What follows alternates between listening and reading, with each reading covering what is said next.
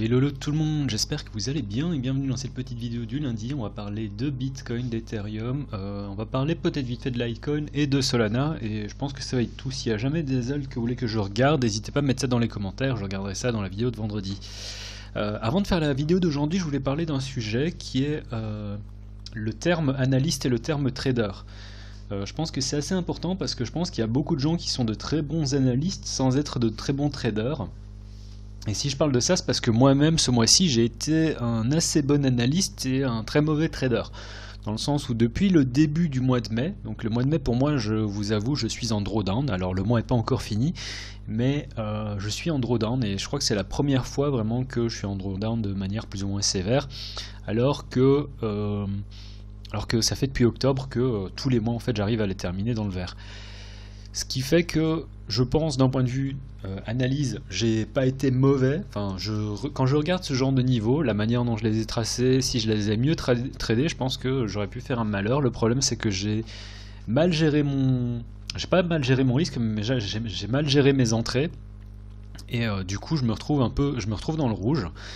Et si on regarde ce genre de chart par rapport au niveau, honnêtement, depuis le début du mois de mai, bon, ben, pouvoir support, résistance, résistance, support, et en termes de target, honnêtement, je pense que j'ai quand même assez bien joué l'analyse. La semaine passée, je vous ai expliqué que je voulais qu'on remonte ici pour prendre un short et aller viser ça. On peut voir qu'on a été chercher ça, on a même été chercher en fait la liquidité ici. Ça ne m'intéresse pas forcément maintenant. On va rester par rapport à ce range ici. Et je trouve que j'ai assez bien joué, enfin j'ai assez bien analysé le truc, mais j'ai très mal joué ça en termes de trading. Et ça c'est un rappel que voilà, on peut être un bon trader, on peut très bien analyser le marché, mais totalement merder en termes de trading. Pour le détail, ben, moi au début du mois de mai j'ai coupé ma position Ethereum à 2009 alors qu'ensuite on était à 4002. Voilà, c'était très con de ma part, mais j'ai perdu du coup un gros potentiel de gain. Ensuite au cours du mois, ici je me suis pris pas mal de chops où je suis rentré, je suis sorti à break-even, je suis rentré, je suis ressorti à break-even, je passais pas mal de temps derrière les charts. J'avais dit que je voulais prendre des profits à 60 000, je n'ai pas pris de profit, j'ai pris un long ici, je me suis fait sortir à moins de 2 R, et ensuite j'ai pas rouvert un short ici alors que bon voilà il y a eu le drop, et ici en fait j'ai pas pris le short non plus parce que je voulais prendre un short plus haut. Bref, tout ça pour dire que ce mois de mai a été assez mauvais en termes de trading et que ça joue un peu avec ma psychologie parce que du coup il y a une certaine fatigue qui se fait ressentir. Maintenant, pourquoi je vous parle de ça? C'est pas pour me plaindre, c'est tout simplement parce que, bon, je vous le dis pour vous, mais je le dis également pour moi, c'est que moi, ce que je vise, c'est du long terme. Que ce soit, enfin, quand je dis long terme, c'est je vise des gains long terme, et l'histoire, c'est le tout, c'est d'être long terme vraiment sur l'année, sur les 10 ans à venir, et de faire beaucoup d'argent. Voilà, ça c'est le but, c'est de rester. Même si le mois est dans le rouge, de ne pas se dire que voilà, c'est la fin, et tout simplement de continuer à évoluer et de ne pas se dire je vais essayer de me refaire en une seule fois. Je dis ça parce que j'ai déjà eu ce commentaire de quelqu'un qui me disait ouais, je vais me refaire, et la manière dont, enfin, autant dire ouais, je vais me refaire, je trouve que c'est un très bon mindset, mais la manière dont la personne avait dit ça dans les commentaires, ça faisait un peu ouais, je vais me refaire au cours du prochain trade, et quitte à faire un all-in. Le all-in, c'est pas une bonne idée. Dans le sens où ce que vous voulez en fait c'est garder un money management serré. Bon, comme toujours, il y a le lien vers le calculateur de risque dans la description, il y a également la vidéo, donc n'hésitez pas à regarder comment est-ce que je calcule mon risque, comment je gère mes positions, et que par rapport à ça, il faut que vous gardiez justement cette vue long terme à l'esprit, histoire de continuer en fait à pouvoir trader. Parce que si maintenant vous faites un all-in et que vous perdez votre trade, en fait vous n'avez plus de capital, et le capital c'est l'outil de travail de base du trader. Sans capital en fait vous ne pouvez pas trader. Limite vous allez rentrer dans une spirale infernale où vous allez vous dire bon allez je vais mettre encore 100 balles sur du margin et faire un all-in et espérer de faire en sorte faire x10, x30, x50 histoire de me refaire en un seul trade. La vérité c'est qu'il y a de fortes chances que ça n'arrive jamais et que vous allez en fait tout simplement griller votre capital et continuer de la sorte. Le mieux c'est vraiment de garder une exposition minime lorsque vous partez en tilt comme ça, quitte à couper toutes vos positions, vous dire ok moi je recommencerai le mois prochain avec le capital qui me reste et à tête reposée. Je dis ça aussi parce que lorsque vous rentrez dans ce genre de spirale, c'est facile de douter de soi-même et de se dire ouais mais ce type là il fait plein de trucs, enfin il arrive à faire de l'argent. Et aussi lorsque vous avez des analystes sur YouTube, il faut se rappeler que c'est pas forcément des traders. Je dis ça notamment pour tous ceux qui vendent des formations en ligne et qui vous disent voilà je vous apprendrai à trader et qui vous montrent aucun track record derrière. Ça c'est les pires, pour moi c'est un gros warning. C'est des gens qui se font de l'argent sur votre dos en vous vendant des trucs qu'ils ont un certain savoir, donc ils vont vous apprendre je pense l'analyse technique et certains indicateurs, mais ils vont pas vous apprendre à trader parce que le trading en fait ça s'apprend tout simplement avec le temps d'écran, en regardant les charts et en comprenant comment est-ce que les prix évoluent. Bref, ça fait plusieurs choses que j'ai dites là-dessus, je sais pas si ça vous servira, mais toujours est-il que le plus important c'est vraiment de garder une vue long terme et lorsque vous êtes en doute, c'est peut-être tout simplement parce que le marché ne vous donne aucun setup par rapport à la manière dont vous tradez habituellement. C'est ce qui arrive personnellement dans mon cas lorsqu'on est dans ce genre de choses. Et il faut savoir garder la tête hors de l'eau, rester en dehors du marché, histoire que lorsque vous avez un setup comme celui-ci ou celui-ci, vous soyez en position, et même celui-ci en fait, j'aurais déjà dû prendre une position ici, quitte à rajouter un peu ici. C'est des choses que je fais dans ma manière de trader, et là je ne l'ai pas fait du tout, j'ai été totalement merdé, et là je ne peux m'en prendre qu'à moi-même. Mais là où je suis content, c'est que je suis à aucun moment parti en tilt, malgré les pertes, enfin les gains que j'ai pas fait, malgré les pertes que j'ai fait ici, par rapport à mon trade à moins de R. Je suis resté tête reposée. Je sais qu'il y a des gens qui sont vraiment en train de faire plein de thunes en ce moment en short et qui arrivent à très bien gérer ça. Et je trouve ça génial pour eux.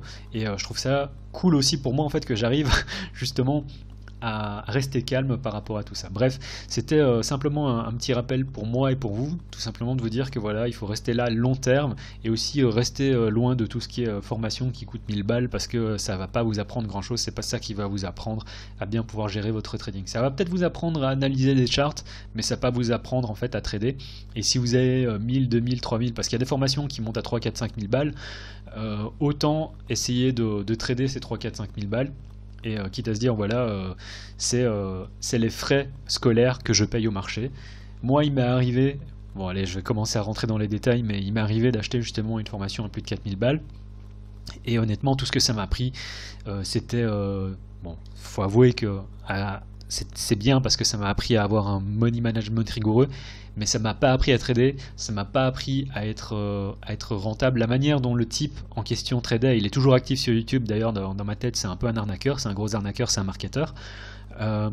Mais ce qui m'a appris sur le money management, je suis content. Le problème c'est que moi je vous l'apprends en fait dans une vidéo qui dure 20 minutes. Et à ce niveau là, la vraie différence c'est pas le savoir qu'on vous apporte, c'est ce qui fait la différence, c'est la manière en fait dont vous l'implémentez. Et donc il est très important justement que vous soyez très au courant que le money management c'est la seule manière que vous soyez vraiment rentable sur le long terme. Et je vais m'arrêter là parce qu'après sinon je sens que je vais commencer à en partir en couille sur tous les gens qui sont formateurs sur YouTube et qui sont pas véritablement des traders. Bref, Bitcoin sur la plateforme de notre cher sponsor PrimeXBT. N'hésitez pas à checker le lien qu'il y a dans la description. Le code LCG vous donnera 50% sur vos dépôts de trading. Je pense que c'est une bonne idée justement pour tous ceux qui veulent commencer à trader avec un petit capital. Vous avez droit à du capital en plus par rapport à ça. Et j'ai pas du tout fait exprès par rapport à la petite critique que j'ai fait juste avant par rapport aux gens qui vous vendent des formations. Donc en hebdo, honnêtement, bon en hebdo, on est toujours au sein d'un range, tant qu'on casse pas ça en hebdo, et là c'est difficile à dire vu qu'on est lundi, j'aurais tendance à dire que voilà, on peut encore éventuellement ranger comme ça. Ceci dit, si on vient chercher cette zone, il faut pas se poser de questions, il faut acheter dans le sens où ça c'est la petite consolidation avant tout ça. Et c'est également notre support en hebdo. Et donc là, moi je me pose pas de questions, j'achète 38 000. J'en parle déjà depuis tellement longtemps que si ça arrive, moi vraiment j'achète. En ce qui concerne le daily, bon, on a une structure de marché baissière, on a cassé, donc je vous avais déjà dit, hein, avant on était en structure de marché haussière, puis on a cassé la structure de marché haussière, ce qui fait que on n'est plus en structure de marché haussière, on est au mieux dans un range, au mieux dans un début de structure de marché baissière. Là, on peut voir qu'on a cassé ce creux avec ceci, et du coup, on part dans une idée de ok, on va probablement retracer, et tous les bounds qu'on va avoir sont des setup short. Alors par rapport au setup short, je vais vous le dire directement, pour moi, si on revient dans cette consolidation ici, alors je sais qu'on a cette résistance ici, si on revient ici, même si c'est, l'idéal c'est de se dire ok, on a éventuellement une mèche, voire carrément jouer l'excursion au-dessus du support pour réintégrer en dessous sous la résistance, sous la résistance, et continuer en fait à baisser. Donc si on revient à 55-54 000, pour moi c'est short sans hésitation, avec le stop très clairement placé. Je vais vous le mettre directement. Avec le stop placé ici. Alors par rapport au short, c'est un peu, ouais, j'imagine qu'une entrée à 50, un peu au-dessus de 55, c'est bien. Le stop ici au-dessus des 60 000, et l'idée c'est potentiellement, il va falloir voir comment est-ce que les prix évoluent ici, hein. Mais si on trouve du support ici, vraiment, et qu'on fait un bounce qui est conséquent, shorter pour aller chercher ici en dessous, je pense que c'est pas totalement fumé. Parce qu'on part justement sur le principe de on a un sommet, un creux, un sommet plus bas que le précédent, un creux plus bas que le précédent, et qu'on part du coup en structure de marché baissière. Ou si vous préférez voir ça d'un point de vue canal, c'est dire qu'on a un canal baissier. Canal baissier qui se dessinerait du coup comme ça. Et on peut voir que ça a été assez bien respecté pour le moment. Donc voilà.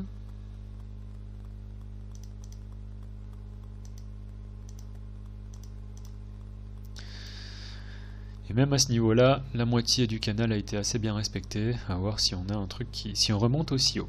Je sais pas, il faudra voir au fur et à mesure. En attendant, le canal est vachement bien dessiné, hein, donc j'aurais tendance à dire que c'est éventuellement quelque chose que vous pouvez regarder. Et on peut voir qu'en termes de prix, en fonction du temps qu'on prend pour remonter, si on prend du temps, vraiment ici ça correspondrait aussi avec le haut du canal. Donc ouais, totalement jouable. On peut voir qu'on a une certaine confluence, et à ce niveau-là, pour moi, c'est bon. Ça, du coup, je vais pas le mettre en intraday. Sur le daily, ici, il va vraiment falloir voir comment est-ce qu'on clôture le daily. Si on clôture le daily à nouveau au-dessus de ce support, j'aurais tendance à dire qu'on est bon pour un bounce. Si on clôture juste ici au-dessus. Et le stop se mettrait ici en dessous pour viser ça dans un premier temps. Ça ensuite éventuellement en se disant peut-être qu'on va justement avoir une mèche qui viendrait chercher au-dessus pour ensuite continuer la retrace. Et bien sûr, il n'est pas du tout exclu qu'on revienne directement chercher les 38 000 à partir d'ici, et qu'on ait une continuation de ce genre-là.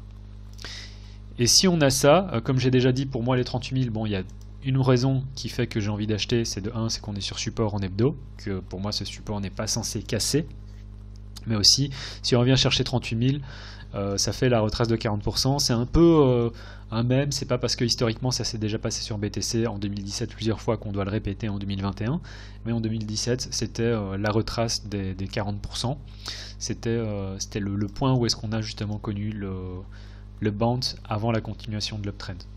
Donc ça pourrait encore éventuellement se passer. Je ne dis pas que c'est pas parce que ça s'est pas ce n'est pas parce que ça s'est passé dans le passé qu'on va le répéter à nouveau, mais c'est à garder à l'esprit. Et de toute façon, à mon avis, il y a une grosse demande ici. Donc voilà, j'ai pas grand chose à dire en dehors de ça. Le short se situe là. Le stop, si vous voulez vraiment avoir un setup, il y a deux manières de voir les choses. Généralement, lorsqu'on veut jouer une continuation de l'uptrend et une continuation de la structure de marché sur quelle que soit l'échelle de temps, et dans ce cas-là, ce sera en hebdo, si ça veut bien charger, c'est tout simplement soit de jouer, on va regarder ça, soit de jouer le sommet, donc le retest du sommet. Est-ce qu'on l'a retesté? On l'a pas vraiment retesté ici, on pourrait encore venir. Soit on joue le retest du sommet, après ça joue pas à quelques dollars près, donc j'aurais tendance à dire que ça c'était peut-être déjà le retest. Soit on a tendance à se dire qu'on va retester plus bas, mais continuer éventuellement, ça peut prendre un certain temps, hein, faire un truc comme ça, et continuer l'uptrend. Et ça c'est tout à fait possible, dans le sens où ça formerait du coup on pourrait former une consolidation avant la continuation de l'uptrend. Et ça, ce serait potentiellement ce serait un range d'accumulation. Ce qui pour moi reste tout à fait possible. Surtout quand on voit la tête de l'hebdo. Là on est sur support, donc j'ai tendance à dire qu'il ne faut pas non plus être trop bearish au niveau actuel. À voir comment est-ce qu'on va évoluer vraiment à la fin de cette journée. Si on clôture ici au-dessus des 45, je pense qu'on aurait un bounce qui pourrait nous emmener vers les 50 000.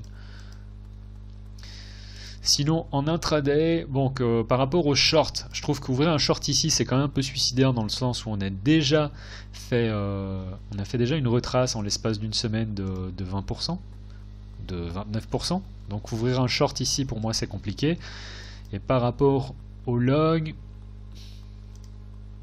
il faut voir comment est-ce que les prix vont évoluer ici. Si on continue à dumper, ce que je veux voir c'est éventuellement si on vient chercher la liquidité ici.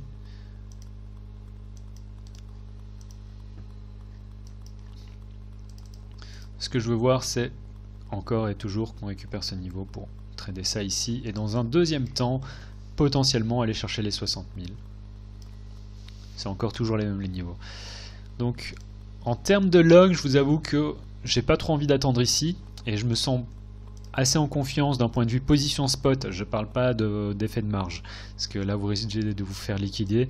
Ça pourrait être tellement facile de gens qui se disent ouais je vais long, et en fait on a un drop qui entraîne une liquidation de plusieurs personnes, et en fait on pourrait aller beaucoup plus bas. Je pense pas qu'on vienne aussi bas, parce que là ce serait carrément sévère, et pour moi on a encore différents niveaux de support, mais il faut garder à l'esprit que ça reste possible que la downtrend continue en fait ici pendant un certain temps avant de liquider des gens et de remonter. Donc le fait d'attendre ici qu'on récupère ce niveau avant de prendre un long, c'est tout simplement une sécurité quand on veut faire du margin trading. Si vous êtes long, honnêtement d'un point de vue investissement, en position spot, tout ce qui se situe ici pour moi c'est il faut pas trop se poser de questions, et c'est achetable. Voilà, c'est la super analyse de la semaine. Alors, Ethereum, Ethereum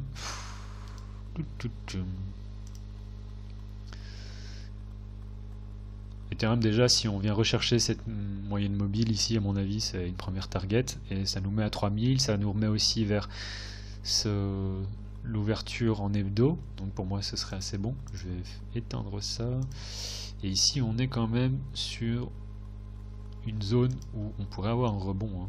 Si je regarde juste les moyennes mobiles, sinon c'est également ce support là, donc j'aurais tendance à dire que ça c'est support, donc on n'est pas trop mal non plus.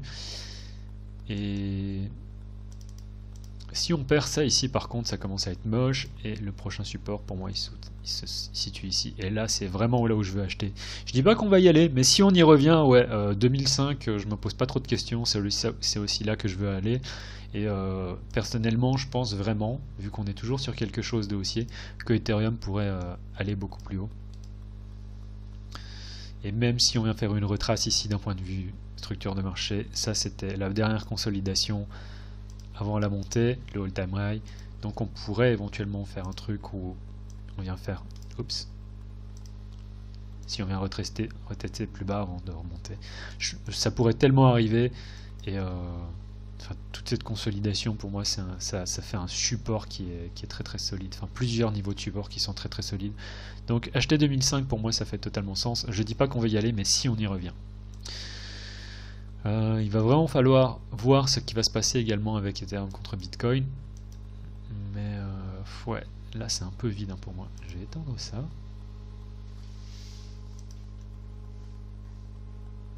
Daily, ouais, ça nous met très loin. Je pense pas qu'on y revienne tout de suite, mais et chercher cette moyenne mobile ici également, ça me paraît totalement possible. 2005 du coup, c'est vraiment là où je veux acheter, mais là on est sur support, donc il faut pas trop paniquer non plus. Ethereum contre BTC, j'en ai parlé à ce passé. Alors là on est éventuellement encore au sein d'une consolidation, à voir comment est-ce que les prix vont se passer, mais si on revient à 0.06, c'est là également que je vais acheter, et ça pourrait créer une confluence, c'est-à-dire que si maintenant Ethereum continue à descendre ici, ça pourrait créer une confluence avec Ethereum contre USD pour aller chercher le 2005, ce qui reste également tout à fait possible. Litecoin contre USD, on est sur un niveau quand même assez important. Et ce qui m'intéresse aussi, c'est de voir Litecoin contre Bitcoin, ce qui va se passer juste après. Donc, ce que je veux pas perdre comme niveau sur Litecoin contre USD, c'est ce niveau-là. C'est le niveau des 220. Si on passe en dessous, ce serait vraiment pas beau. Et l'uptrend est remis en question. En attendant, l'uptrend de Litecoin est toujours, on peut voir, en cours, dans le sens où on a sommet, creux, sommet, creux. Ici, on est sur la dernière consolidation avant la montée et la cassure de cet ancien sommet. Donc, je m'attends éventuellement en fait à avoir une réaction déjà où on est actuellement. Et dans tous les cas, j'ai pas envie qu'on vienne chercher sous les 200. Et c'est pas impossible qu'on fasse éventuellement encore un petit drop plus bas avant de continuer à monter. Et là, ce qui m'intéresse sur Litecoin contre Bitcoin, c'est le fait qu'on ait des prix qui sont en train de se resserrer déjà depuis un certain temps, et que soit on arrive à casser donc cet oblique, et à mon avis on va probablement chercher dans un premier temps cet ancien sommet là, mais surtout cette résistance, sinon ça remettrait un peu le truc en question, sauf que d'un point de vue structure de marché, Litecoin reste toujours sommet, creux, sommet, et pourrait faire quelque chose comme ça tout en restant bullish. Donc ça reste à voir. Et la dernière petite chose dont je voulais parler, c'est Solana qui est juste en mode beast et qui en a rien à faire. Je crois que DOT aussi est en mode j'en ai rien à faire et il continue à pumper. Si on veut regarder ça, soit on regarde ça d'un point de vue du range et on se dit voilà, on est au-dessus on est en train de casser le range, et ça c'est assez joli à voir.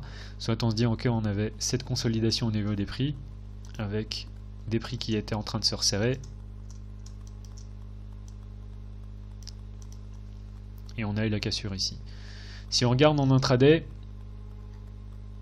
on pourrait se dire qu'on a déjà cassé le range ici. Il faut espérer qu'on récupère pas en dessous, sinon ça c'est quoi? C'est fake out, première target, du coup où est-ce qu'on pourrait revenir? C'est 43, et au-delà de ça c'est 38. Mais Solana, quand on voyait le drop qu'il y a eu sur Bitcoin, est vraiment en train de tout déchirer. Et DOT également, je pense. DOT moins bien, mais toujours dans un range, toujours en train de consolider, donc assez incroyable. Solana est beaucoup plus fort à ce niveau là. Voilà, bref, c'est tout pour la vidéo d'aujourd'hui. C'était un peu long parce que j'ai fait parler pas mal en début de vidéo par rapport à ce statut d'analyste et de trader, par rapport à ces gens qui peuvent paraître super forts en fait en vidéo et qui le sont peut-être pas autant dans leur vie réelle. Donc faites toujours attention. Allez, c'était tout pour aujourd'hui, c'était Graph. N'oubliez pas d'aller checker les liens dans la description et de rejoindre éventuellement le canal Telegram de PrimeXBT France. Ils offrent des comptes de trading qui sont approvisionnés de $200 avec également jusqu'à 100 COF tokens. Donc voilà, c'était tout pour cette semaine. C'était Graph, tchuss.